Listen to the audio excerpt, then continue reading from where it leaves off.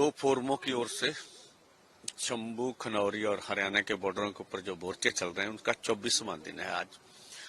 और जो हमने आंदोलन में निर्णय ले लिया था कि सरकार किसी भी तरह जो उन्होंने बहाना ट्रैक्टर ट्रॉली के बारे में बना रखा है, असल वजह ये नहीं है। असल वजह यह है कि देश की राजधानी में किसान मजदूर को आंदोलन करने की इजाजत मोदी सरकार नहीं देगी। हमारी बात यह कल सच हो गई। लगभग अभी तक 147 किसानों की डिटेन करने की खबरें हैं। अभी शाम तक सारी खबरें आ जाएंगी, उनको छोड़ा गया नहीं छोड़ा गया क्या। दूसरा, हरियाणा से राजस्थान से हजारों किसान आने थे। एक दिन पहले रात को मेरे ख्याल 100 से अधिक लीडर पकड़े गए। तो हमने भी अलग अलग ढंग से चलना था, भी किस राज्य को पहल किसको बाद में। तो अगर वो लीडर ना पकड़े जाते तो हजारों किसानों का जत्था चलता। एक जत्था उनमें से ही निकलने में कामयाब हो गया। उसको सवाई माधोपुर स्टेशन पर गाड़ी से उतार कर गिरफ्तार कर लिया गया। एक जत्था जो दिल्ली के बॉर्डर पर चला गया, उनको वहां से डिटेन कर लिया गया। तो लगभग 3 जत्थे गिरफ्तार हो गए। तो 147 को डिटेन करने की खबर है। दूसरी बात, बिहार से जत्था चला, उनका भी लेट पहुंचना, और भी जत्थे चलने की खबर थी, उनसे संपर्क नहीं हो सका। तो उनके बारे में आज शाम तक डिटेल आ जाएगी। जो दूर दराडे के राज्यों के चले होंगे वो आज कल परसों तक सारी तस्वीर हमारे सामने आ जाएगी। जहां तक हमारा ये इस कॉल का क्या मकसद था कि अगर सरकार ये बोल रही है कि आप ट्रैक्टर ट्रॉली के बगैर आके दिल्ली में प्रदर्शन कर सकते हैं, उसको दुनिया के सामने उजागर करना था भी ऐसा है नहीं। वो हम करने में कामयाब हो गए। हाँ भाई देखिए, आप ये बोलते हैं भी आंदोलन अकेला पंजाब का है, ठीक है, हरियाणा, अगर पंजाब का आंदोलन तो हरियाणा में आपको 70,000 अर्धसैनिक फोर्स लगाने की क्या जरूरत है भाई? हरियाणा का तो आंदोलन है ही नहीं। इसका मतलब है हरियाणा का आंदोलन भी है। चलो, पंजाब हरियाणा ने फैसला कर लिया भी हम लोग तो इन बॉर्डरों के ऊपर ही बैठेंगे जब तक आप रास्ता नहीं खोलते। आपके अनुसार ये पंजाब का आंदोलन, तो फिर कल आपने दिल्ली में धारा 144 क्यों लगा दी? दिल्ली को पूरी चारों ओर से फोर्सों ने घेर के क्यों रखा? आम जनजीवन प्रभावित हुआ, आम लोगों को बहुत असुविधा हुई। आपने बसें चेक कर ली, आपने रेलें चेक क्यों की? इसलिए आपने मान लिया कि ये आंदोलन देश भर का है। और कल की गिरफ्तारियों ने साबित कर दिया कि ये आंदोलन देश भर का है। तो अभी जो हमारे जत्थे, एक बिहार के जत्थे की रिपोर्ट है, दूसरे की नहीं है, मध्य प्रदेश का मालूम नहीं उसका क्या बना हुआ, अभी बात करेंगे तो मालूम चल जाएगा। तो हमारा मकसद एक रूप से पूरा हो गया। फिर हमारे अन्य राज्यों से जत्थे आगे जाएंगे और ये मालूम हो गया कि अब दिल्ली में वो प्रदर्शन करने नहीं देंगे।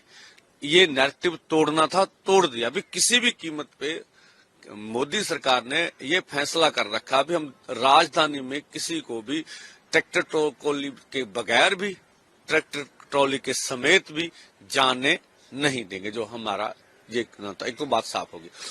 दूसरी बात, अब 8 मार्च को जो ये महिला अंतर्राष्ट्रीय दिवस है, हमने इस मोर्चे में महिला की, इस किसान मोर्चे में महिला की क्या भूमिका होगी, इसके लिए हम ये बड़ा इकट्ठ कर रहे हैं इन 2 बॉर्डरों के ऊपर, और इसके ऊपर चर्चा करेंगे।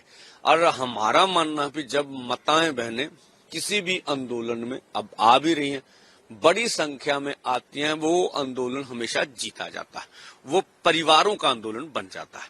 तो इस मकसद से महिला दिवस मनाएंगे ये दोनों बॉर्डरों के ऊपर। और जो रेल रोको है हमारा, उसकी तैयारियां पूरी जोरों पर चल चुकी है।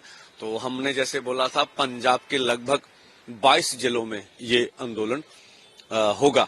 और मैं खुद जो अमृतसर के देवीदासपुरा गांव है, बड़ा नाम है उनका, वहां पर जाके उस रेल रोको आंदोलन को संबोधित भी करूंगा। और अन्य लीडर भी हर जगह जहां जहां वो उचित समझेंगे अपने आंदोलन को जाके संबोधित करेंगे।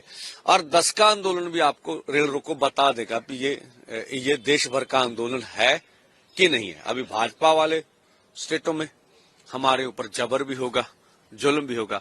कल लखीमपुर खीरी में पूरे जिले में घर घर पुलिस गई और यूपी में पूरी तरह पुलिस सरगर्म रही, नाकेबंदी रही। ठीक है। तीसरी बात, अब यूपी फोर्स जो भी किसान, आम किसान जाता है उससे एफिडेविट लेती है, फिर लिख कर दो, दोबारा नहीं जाएंगे। अगर डिटेन कर लिया जाता तो लिख कर देने पर ही उनको दोबारा छोड़ा जाता। ये भी हम देख रहे हैं, किसी भी लोकतंत्र में ऐसा नहीं होता। और कल पूरे देश भर में हमारे हक में बहुत सी विद्यार्थी यूनियंस हैं, मुलाजिम यूनियंस है, अन्य अन्य सामाजिक क्षेत्रों से बहुत सारी यूनियंस हैं, उन्होंने समर्थन किया, इसका विरोध किया जो हो रहा, इसके लिए हम उनका धन्यवाद करते हैं। और जो माननीय प्रधानमंत्री जी कल बिहार थे, उन्होंने एक बात कही कि हमने जो पूंजी निवेश का निर्णय लिया है उससे देश में रोजगार बढ़ रहा है। और हम देख रहे हैं सबसे ज्यादा बेरोजगारी हमारे देश में, बड़ी बेरोजगारी में हम भी जूझ रहे हैं। अगर ऐसा होता तो खेती सेक्टर इतने संकट में ना होता। तो नीतीश जी और उनकी सरकार बिहार में रही है, थोड़ा देर तक वो सरकार रही, तो बिहार से जो हमारे किसान और खेत मजदूर हैं, आप जानते दुनिया भर में वो लेबर के लिए जाने जाते हैं।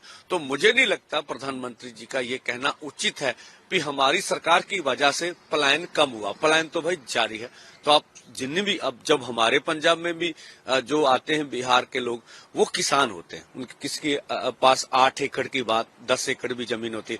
वही बात जो हम कह रहे हैं, वहां खेती मंडी नहीं है। 2006 में सरकार ने खेती मंडी तोड़ दी, तो प्राइवेट है।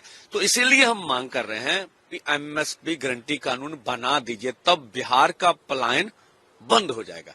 देश भर से किसान मजदूर पलायन नहीं करेंगे जब उनको खेती में इतना बड़ा रोजगार मिलेगा।